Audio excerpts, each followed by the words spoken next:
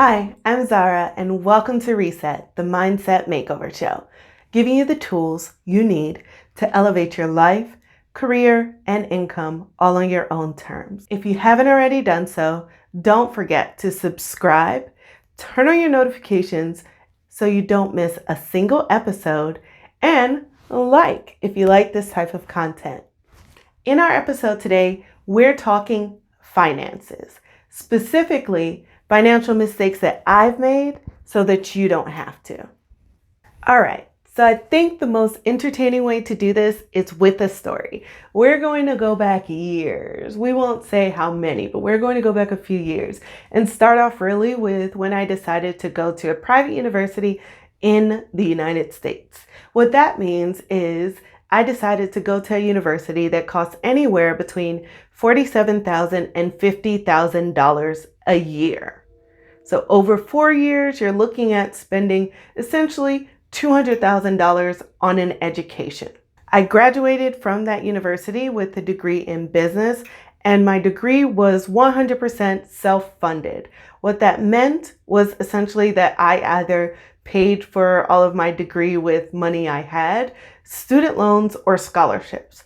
Thankfully, I had a considerable amount of scholarships, and I worked while I was in school. I also made some choices while I was in school to help offset some of my expenses, including doing work study, having another job, and doing some internships that gave me income. I lived in an apartment instead of in a dorm, so I didn't have to pay for a meal plan, and those things helped to reduce some of my expenses. One thing that I also got while I was in college was my very first credit card, and my first one led to my second one, and I think my third one. I had a store credit card, which I believe was Victoria's Secret.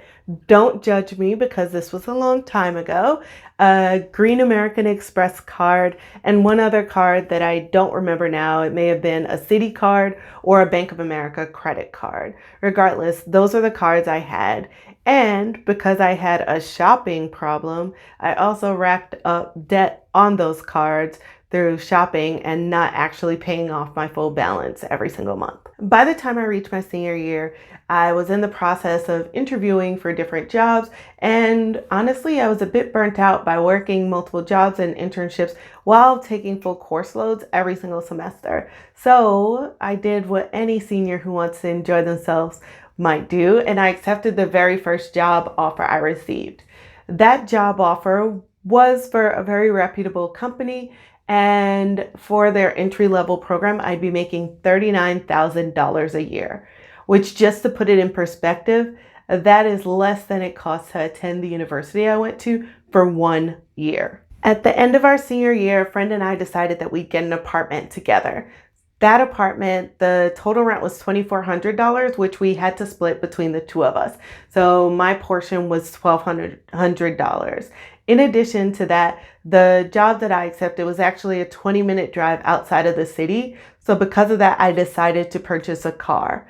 I bought a car for $15,000, and with a really crappy auto loan, my monthly car payment was $291. In addition to around, I believe, $80 a month that I also had to pay for my auto insurance. In addition to that, about 6 months after you graduate, your student loans become due. I actually, in the grand scheme of life, didn't have a lot of student loans, but my monthly student loan payment was $383 a month. I think I had about $55,000 in student loans in total. In addition to that, I did have to pay utilities and my cell phone bill, which was around another $150 a month.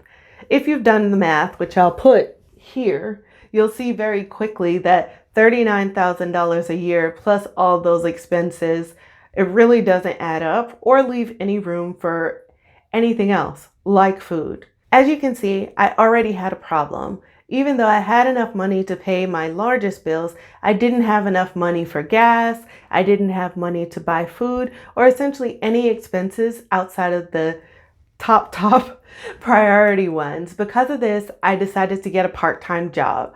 This part-time job also paid commissions, which meant any given month I could be making anywhere between an extra $500 to $1,500.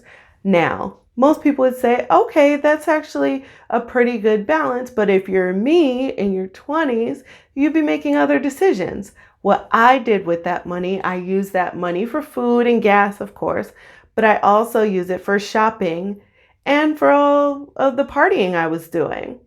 So, and you needed outfits for the partying, so it was kind of a cycle, but it didn't really work out, as I'll get into more detail about later.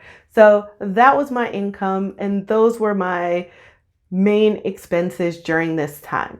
Now, there were a couple of things I did do right. When I joined my company, they had a 401k match program, and I signed up for that at the maximum that they would match. So I wasn't saving an extraordinary amount of money, but I was taking advantage of the free money that they were offering if you did a 401k.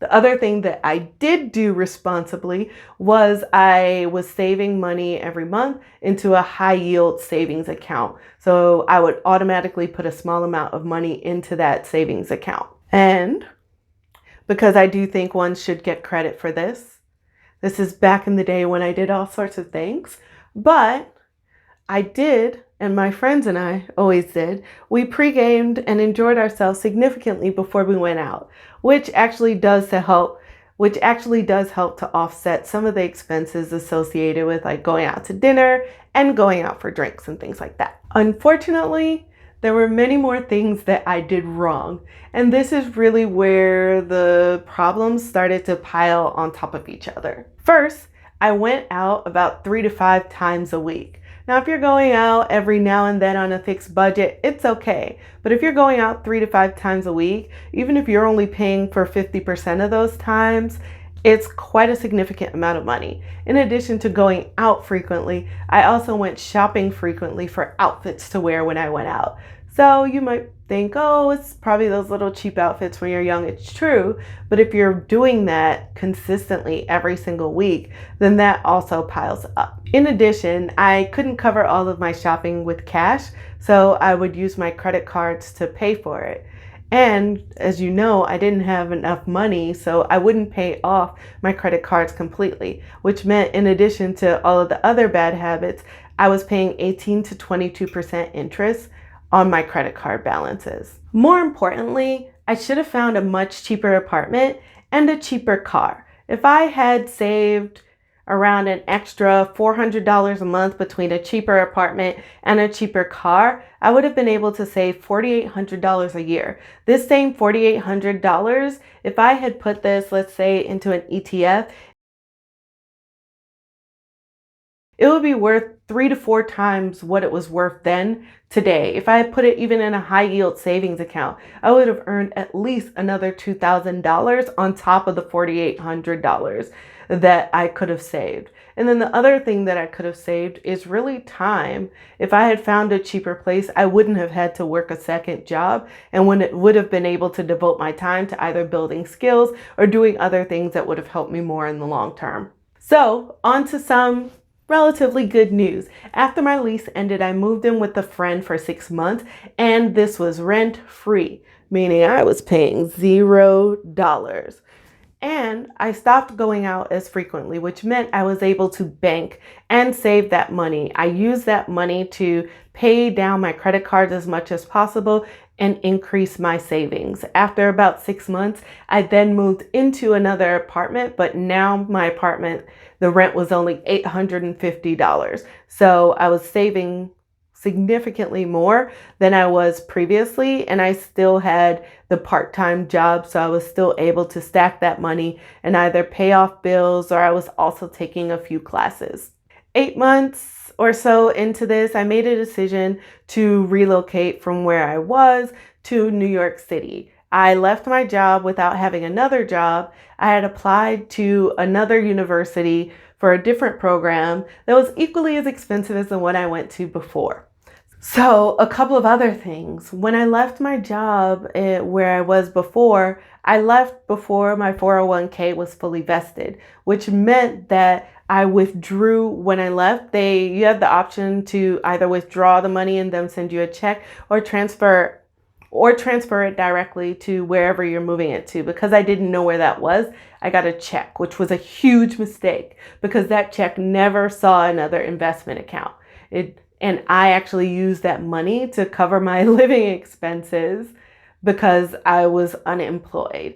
And it was less because I didn't get all of the money that was vested because of the timing at which I chose to leave that job. So I moved to New York City, got an apartment that was affordable, $800 a month. However, remember I was unemployed, so I was on a fixed income until I found a job and started school.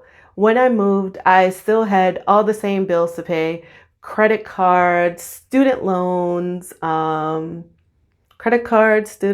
mean, those are the main ones, plus your typical bills. What ended up happening is I didn't find a job as quickly as I had hoped, and things quickly spiraled out of control. I wasn't able to pay my bills. Thankfully, I deferred my student loans, so those didn't impact my credit, but everything else went into collection. That pause was for my credit score. Because it wasn't outstanding to begin with, but by this time my credit score essentially had completely tanked. It was gone, and I knew at that point there'd be some time before I could return it. So I got a job, thankfully, and I actually discontinued the program I was doing because it just wasn't financially feasible. And that job helped to set me back on a path to reestablishing my credit and just getting things back in order. I eventually was able to rebuild my credit, but I will tell you that it took time. And by time, I mean at least 7 years of being more diligent about my spending and saving and paying off my debt. All of this is really to say, don't be like me. And if you are like me or you were like me, there is a path out of it. In our next financial video, I'll share the steps I took to improve my credit and tools you can use at any stage to master your finances regardless of your level of income. Melody Hobson, the CEO of Ariel Investments and former chairperson of DreamWorks, once said, "If you can understand how money can work for you and against you, you can make better decisions." Financial literacy is not about wealth, but about understanding money regardless of the amount. It's about how you treat it and how you maximize opportunities. Comment below. What's your biggest financial mistake? Until next time, I'm Zara, and thank you for watching Reset, the Mindset Makeover Show. Don't forget to like, share, and subscribe, and we'll see you in the next episode.